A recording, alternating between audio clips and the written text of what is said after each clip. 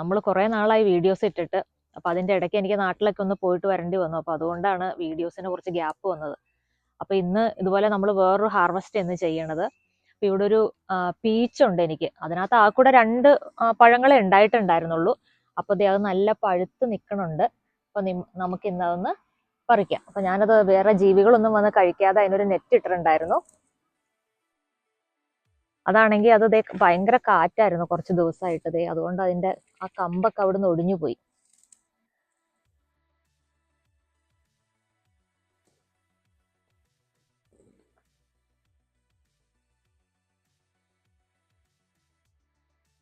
ഇത് ആദ്യമായിട്ട് ഉണ്ടായതാണ്. ഞാൻ ഈ വർഷമാണ് അതിൻ്റെ ചെടി വച്ചത്. ഇനി നമുക്ക് അതൊന്ന് മുറിച്ച് നോക്കാം. നമുക്ക് ആദ്യമായിട്ട് ഉണ്ടായതുകൊണ്ട് തന്നെ നമ്മൾ ഭയങ്കര എക്സൈറ്റഡ് ആണ് ഇത് എങ്ങനെയായിരിക്കും എന്ന് അറിയാനായിട്ട്.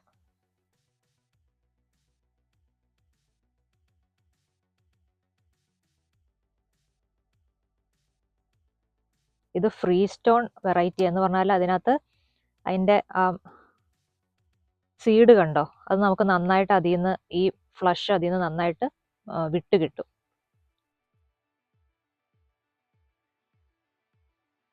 യമ്മി.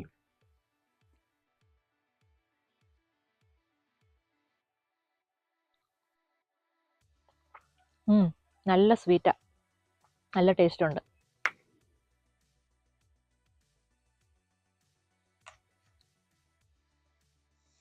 ഇനി ഇത് കുറച്ച് ബനാന പേപ്പേഴ്സ് ഉണ്ട്. ഇതും ഞാൻ 2 തൈയെ ഞാൻ കടയിൽ നിന്ന് മേടിച്ച, പക്ഷെ നന്നായിട്ട് അതിൽ കായ്കൾ ഉണ്ടാവുന്നുണ്ട്.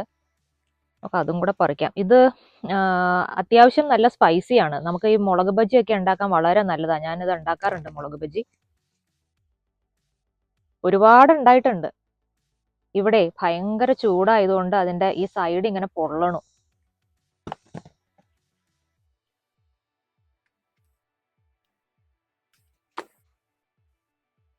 ഇത് അതുപോലെ തന്നെ നമുക്ക് പിക്കിളാക്കാനും നല്ല മുളക.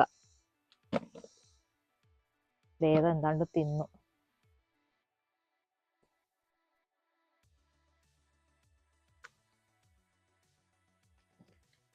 നമുക്ക് ഇത്രയും മുളക് കിട്ടിയിട്ടുണ്ട്. ഏകദേശം 1.5 ദിവസം മുളക് വെച്ച് കിട്ടും. ഇനി ഞാൻ വേറൊരു കാര്യം നിങ്ങളെ കാണിച്ചു തരാം. ഞാൻ എൻ്റെ കൃഷി തുടങ്ങിയിട്ട് എനിക്ക് ആദ്യമായിട്ട് ഞാൻ പടവലം നട്ടത് ഈ വർഷം. അതിലൊരു പടവലങ്ങ ആദ്യമായിട്ട് ഉണ്ടായതാ. നോക്കിയേ, ആ ഒരു ഫെൻസിന്റെ അത്രയും നീളമുണ്ട് ആ പടവലങ്ങയ്ക്ക്. പിന്നെ ഒരു ചെറുത് അപ്പുറത്ത് ഉണ്ടായിട്ടുണ്ട്, പറിക്കാറായിട്ടില്ല. നമുക്ക് പിന്നീട് ഒരു ദിവസം പറിക്കുമ്പോൾ അതിൻ്റെ വീഡിയോ എടുക്കാം.